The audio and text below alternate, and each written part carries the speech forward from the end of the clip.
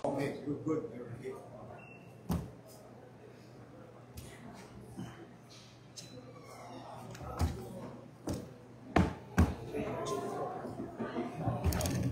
So, yung fiscal, yung sunod.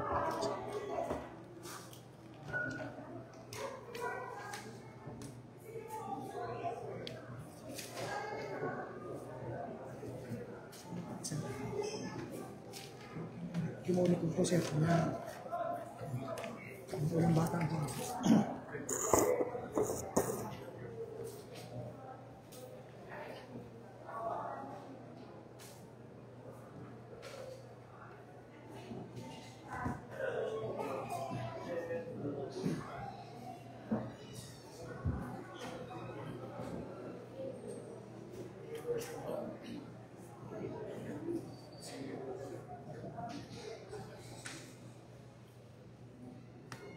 Detention program. Detention program.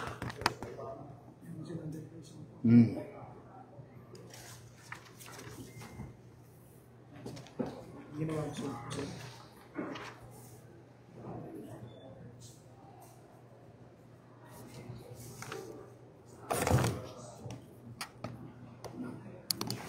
Magandang hapon sa inyo. Nakatulog na ba kayo? Huwag magalala, bababa na ang presyo ng kikiam. Anyway, welcome to Bulwagan ng Maynila. And I would like to recognize the presence of our Director of Manila Social Welfare Development, Director J. De La Puente here. And the presence of the Commission on Human Rights, Maria Victoria S. Diaz, Child Rights Center, Human Rights Center, Management Office, si Ma'am Maria. At mga magulang ng mga bata na nasa kustodiya ng pamahalaang lungsod ng Maynila.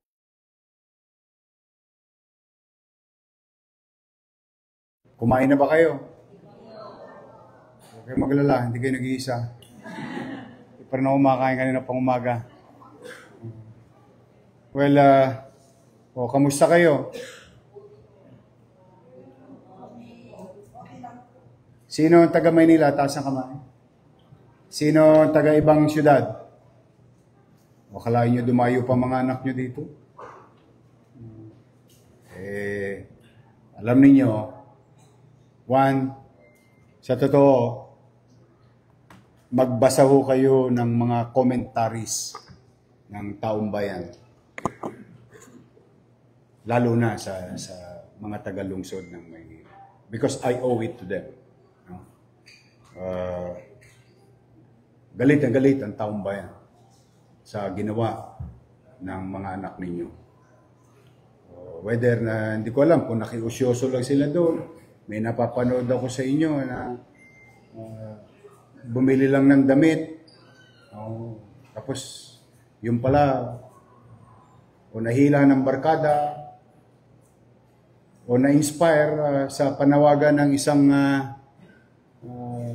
influencer, pero yung influencer na yun, iniwan na yung anak nyo. Yung anak nyo nasa kulungan, yung anak ninyo, kustodiya ng pulis, pero yung influencer, una pa nagtatago. Hanggang ngayon, hinahanap siya ng alagad ng batas dahil isa siya sa pinailan ng kaso. Alam mo, naalala ko nung araw, talagang sinabi ng teacher ko sa law school, mahirap mamuhay bilang isang baboy ramo sa gitna ng kagubatan. Ibig sabihin, wala kang kapanatagan. Ako'y magulang din. May mga anak din akong minor de edad. Sa panahon ng teknolohiya at kasalukuyan, sa dami ng access ng bata sa komunikasyon o visual presentation, napapanood, the tendency of our kids is to be persuaded by some people. Hindi mo naman masisi. Minsan aspiration sa kanila, minsan inspiration sa kanila. Talagang ganun ang bata eh. Lalo't minor de edad. Ang malungkot bilang isang magulang, kahit na gustuin mong bantayan 24 oras ang anak mo, pag napariwara, ikaw lang ang lumuluha. And I've been telling this many times because my mother told me this. Nanay ko nagturo sa akin ito eh. Alam niyo naman, kung ang tawag sa mga anak niyo geng-geng, ang tawag sa amin is squatter. Mas maganda lang pakinggan yung geng-geng. Pero ang tawag sa amin nung araw is squatter. Pero may binilin sa akin ng nanay ko. Ang sabi ng nanay ko, hindi ka makakapamili ng magulang at mga kaanak sa mundo. Pero pwede ka makapamili ng kaibigan. Sabihin, may mga magulang na maaaring iilan, pariwara sa kanilang anak. But generally, ang magulang, ipinagmamalasakit niya ang kanyang anak. Kahit na minsan naliligaw ng landas, ang unang umuunawa, magulang. In fact, nalulungkot ako dahil isa sa mga magulang ay umiiyak ngayon. Dala ng, as you heard yesterday, your city government delivered justice to the victim of stabbing. A 15-year-old boy was stabbed in the situation, and the suspect buti na lamang sumurrender at tinarap ko naman sa taong bayan. At siya ay nananagot ngayon sa kanyang bagay na ginawa. Mahirap maging magulang. Wala nga yatang perfect rule how to be top-notcher parent. Wala namang perfecto talaga. Masakit. Kung umiiyak yung magulang sa biktima, umiiyak din yung mga anak ng suspect. Nawalan sila ng ama. Hindi na nila makakapiling. Yung nanay naman, umiiyak dahil nawalan siya ng anak na hindi na rin niya makakapiling. So yan ang malungkot na sitwasyon. Bakit ba tayo nagkaganito lahat? Ito na may punot dulo eh. Bakit tayo nagkaganito lahat? Dala ng galit ng taong bayan sa ginawa ng mga politiko sa kaban ng bayan. In fact, if I may borrow the statement of the President Bongbong Marcos, ano sabi niya? Kung ako'y hindi presidente ngayon, kasama niyo rin ako sa kalsada. Ibig sabihin, galit din siya sa nangyari. Kung siya galit, lalo siguro ordinaryong tao. Kasi, ito random check. Taas ang kamay ng galit sa nangyayari sa ating bansa. See? Lahat tayo. Kasama ko. Kaya lamang, hindi natin pwede ilagay ang batas sa ating kamay. Wala tayong magagawa. May tumatakbo tayong gobyerno, may mga karapatan ng tao, at yun ay patuloy natin igagalang yan. Dito ang ating kasamahan. I think they've seen me since July 1 when I assumed I tried to protect the rights of any suspect except those who surrender to be, makita yung mukha niya. Kasi sumurrender na siya eh. Ibig sabihin, inaako niya na yung krimen. Except for those suspected, we tried to show it and respect their human rights, not until proven by the court. No? At hanggat mari, kinukuha ko silang buhay. at hayaan ko ang husgado ang magdesisyon kung sino ang may sala o wala. That is a firm belief of mine. Hindi ako ang husgado. Ang trabaho ko to enforce, ipatupad ang kaayusan, kalinisan, pagkakapantay-pantay ng karapatan ng tao. Kung may karapatan tayong magreklamo, wala naman tayong karapatan manggulo at mamerwisyo ng kapwa natin tao at mamamayan. And what your children did, whether you accept it or not, whether you blame others or not, still, they are minors. It is our responsibility as parents. Malungkot. Buti na lang, masipag magpakain to sa anak nyo. Pinagluluto pa kayo ng pamalang. Unprecedented. Sa buong buhay ko sa gobyerno, ngayon lang ako nakahuli ng 200 tao in one sitting. And it takes takes time to process it diligently because ayoko talagang nag-aakusa ng walang sapat na ebidensya. Kasi mahirap. Alam mo, Ma'am Victoria, I think my teacher taught me very well when he said, di bali makapagpalaya na ako at magkamali ang gobyerno ng 99 na taong may kasalanan kaysa magkamali ako na mag-akusa sa isang taong walang kasalanan. Tama ba yun? Tinuro sa akin ng teacher ko yun. Ibig sabihin, maaaring pumalpak o maaaring magkamali ang pamahalaan, pero huwag tayo magkamali sa walang kasalanan. Yan ang, I think, mga prinsipyo sa pagpapatupad ng mga alituntunin at batas. Now, having said that, I know you have not, di pa kayo nakatulog ng maimbing, ano? Pare-pareho tayo. Ako, 48 hours, walang tulog, kakalinis ng ginulo ng mga anak ninyo. But I'm happy with my co-workers in the city of Manila. As you can see, generally, na linis na ulit lahat. Now, ayoko naman paggabihin dahil iba pa sa inyo, uwi pa sa ibang lugar. Mga taga Maynila, may taga Sampaloc, Tondo, Quiapo. Ayun. Mga puro halos taga Maynila. At mga mas marami ang hindi taga Maynila. Now, let me ask you straight. Do you think tama ang ginawa ng anak niyo? That's good enough for me. Because in curative policy making, or the most important thing in problem solving, no? One, acceptance of facts. Lalo na kung may pagkakamali. Kasi from there, then you correct. Yun ang tingin kong lagi. Hindi naman masamang umamin ng pagkakasala. Alam niyong mali.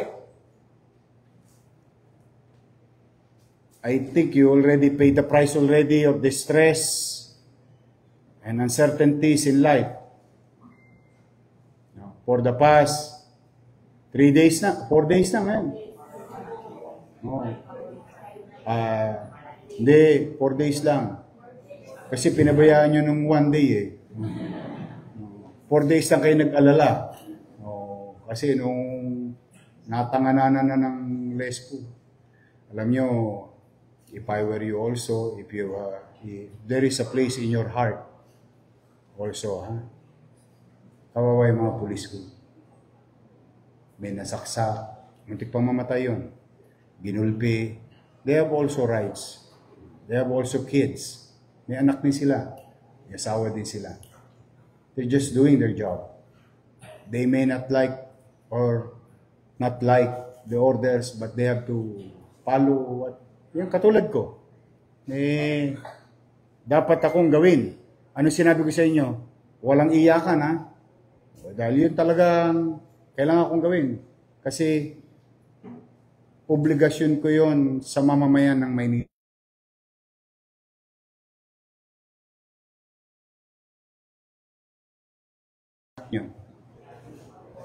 Maliwanag ba tayo doon? Anong gusto nyo gawin natin sa anak nyo ngayon?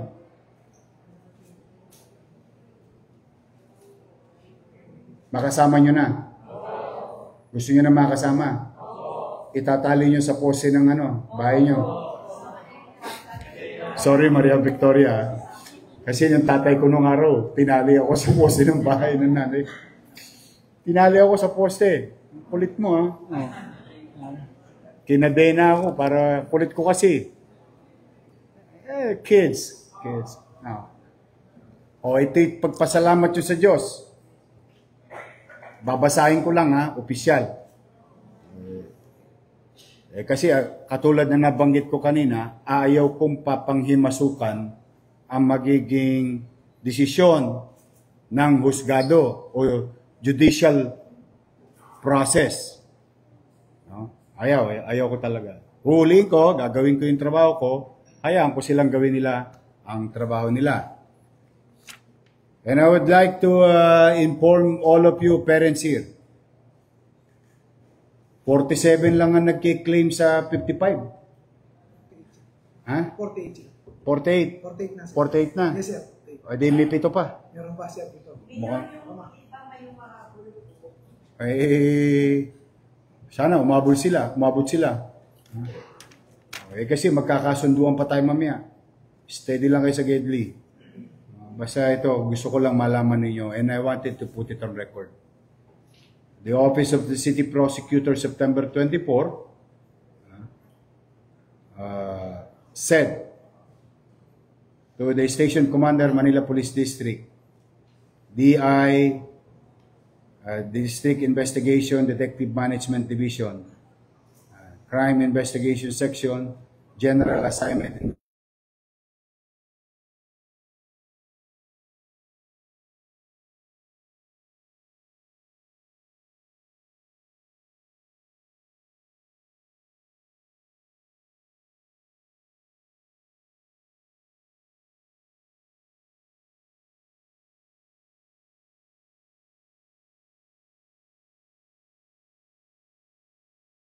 Article 146, illegal assembly, Article 148, and Article 327 of the Revised Penal Code. It appears that all respondents in your complaint, name, are children in conflict with the law, or CICL. They being minors, 16, 17 years old respectively. Hence, he, she, they should be proceeded against in accordance with the provision of Republic Act 9344, the Juvenile Justice and Welfare Act, as amended by RA 10630. This office, however, regrets, napakaswerte nyo, to inform you that it cannot, at the moment, accept and conduct complaint against the said CICL. As an inquest, considering that felony or offense, he, she, they may be properly charged with his punishable by not more than 6 years in prison. And so on and so forth. Sa dulo na lang. Last paragraph.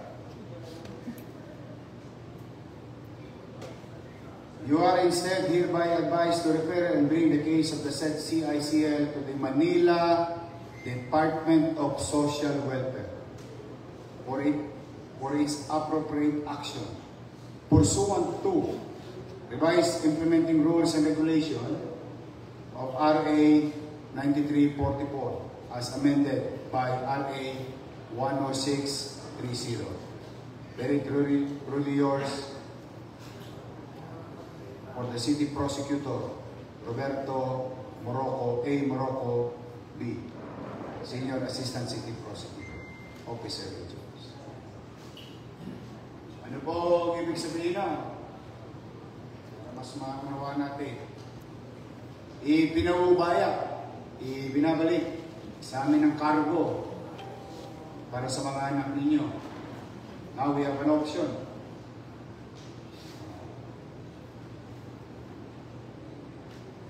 Ang inyong direktor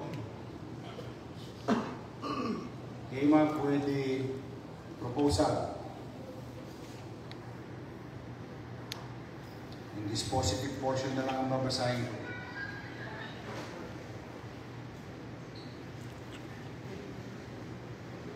Ito kaya ito.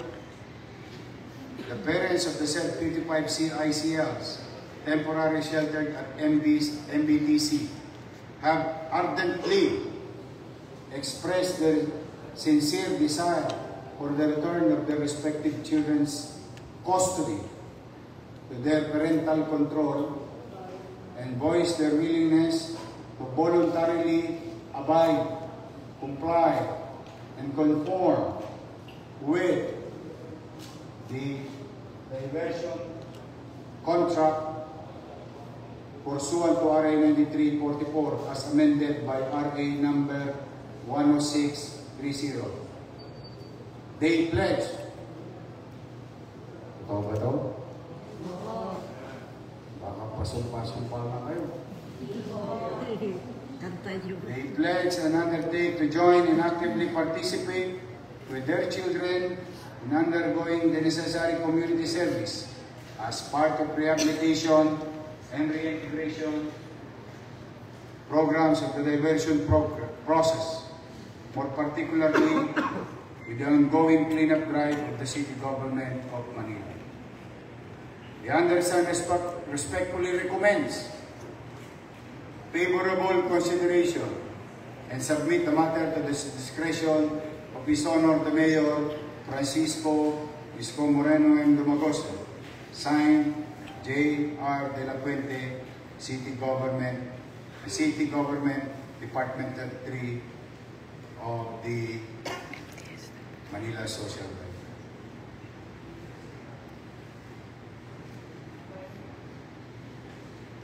So, bang hindi niyo napababayaan ang anak mo? Paluin niyo sa puwet, ha? Papitik niyo ako sa tenga. You know, I hope, Maria Victoria Diaz, J. Neville, I really hope that we learn so much lesson with this. Ang taong bayan may karapatang mamuhay ng mapayapa at ipagtanggol ang kanyang sarili at ang kanyang mga naipunda sa buhay. Garantisado yan. At the same time, may karapatan din tayong magsalita. Ayos sa saloobin natin sa pamahalaan. Pero yung galit natin sa pamahalaan, huwag natin ibubuntol sa mga bagay o tao.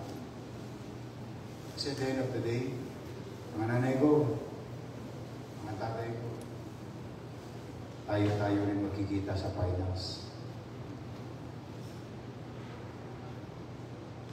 Pilipino, kapwa Pilipino.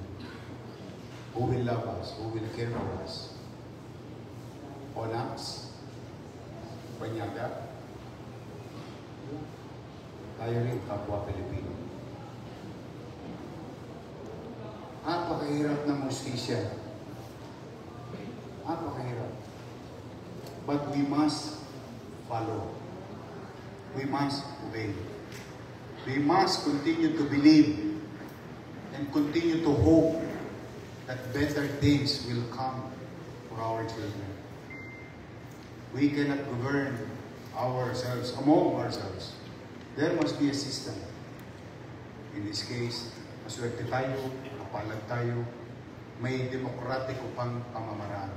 Sa ibang bansa, ang forms of government nila, ibang uri. Tayo hindi. Yung boto ng pinakamayaman sa Pilipinas at boto ng pinakamahirap sa Pilipinas, Pilipinas, pag binilang, iisa. Pantay. So we must continue to believe. Yes, it's frustrating. I get frustrated. The people of Manila is paying the price of this flooding. And I'm trying to do my best to ease, to cushion, yung sama ng loob ng tao sa pamahalaan. Bilang mayor, napatusan ko man lamang yung inis nila that there is government in the city of Manila. Kaya kayong mga magulang, ingatan ninyo ang anak niyo. Hindi niyo masasabi, baka isa sa mga anak niyo maging mayor din. Bakit?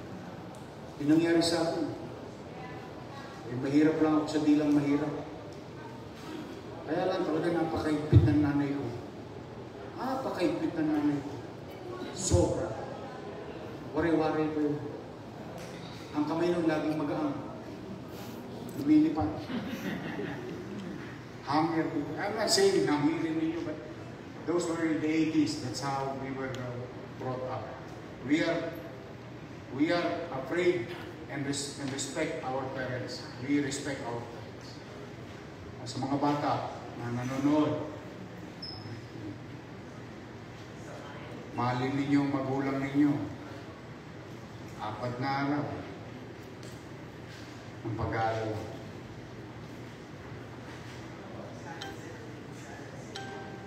Maswerte kayo, may nanay pa kayo. Maswerte kayo, may tatay pa kayo.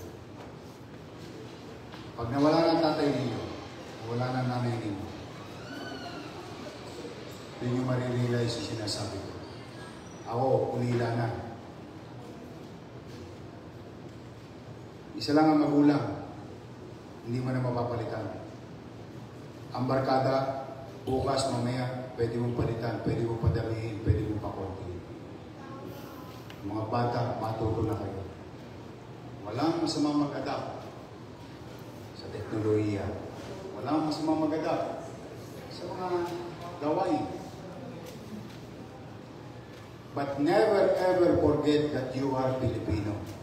And we, as Filipino, as a matter of culture and heritage, magalang tayo sa ating magulang.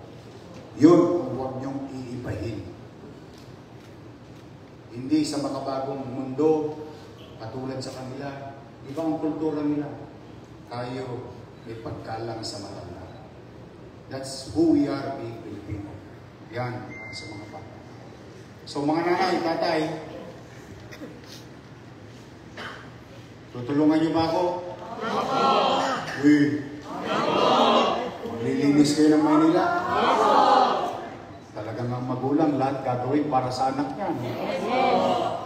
Ayan, mga bata.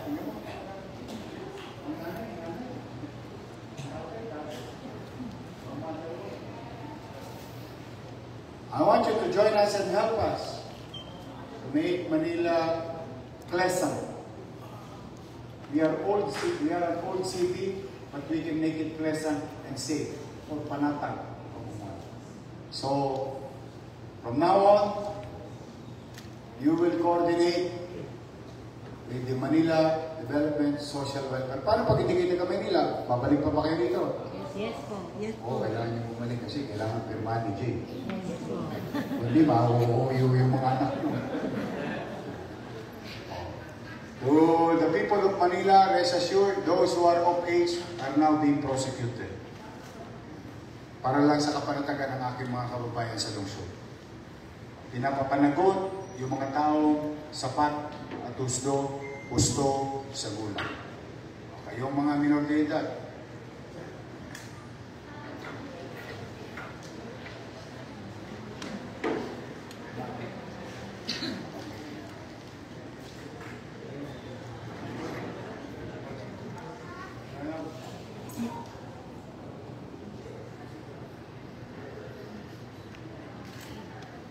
mababa presyo ng kikiyak?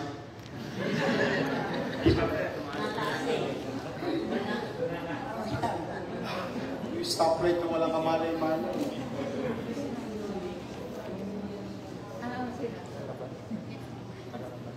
Sigurado kayo, ha?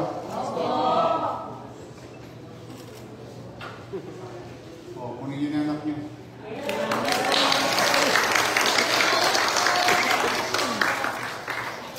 Ingat kayo. Thank you po, Your Honor. Kausapin niyo ng maigi. I know, it's hard. There is no harm in trying. You tried 4 days. Yun yun, na-achieve nyo ngayon. Wala pang 10 minutes. Ha? Mag-iingat kayo. At hindi araw-araw Pasko. Ha? You have to be really, really careful. Ha? Mag-iingat kayo. Mag-uusap kayo nila, Jay. Paano yung kukunin yung mga ATAPs? On the way na yung mga bata. Nauna mo yung desisyon ko, ha? Mag-ingat kayo. Pasalamat kayo kay Ma'am Victoria Diaz.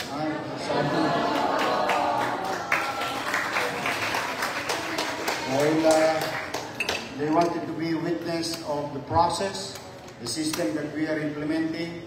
And I want them, wala naman kami kinupubli sa kanila rito. Talagang ako, ayaw kong lalabag din sa karapatan ng tao. So I want them to be here also so that you will see. At as a father of the city, I need to be a father at the same time as a mayor. I owe it to the people. Also being a parent, I know, it's really hard. Pero next time, wala na yan, magiging recidivis na yung mga anak niyo. Iba na yan, ibang usapan na yan. Ha? Sige, sa mga may senior pa sa inyo dito, I love you. Mga spoiled sa akin yan, mga senior citizen. Sige, mag-ingat kayo ha. And God bless you and your children. Thank you.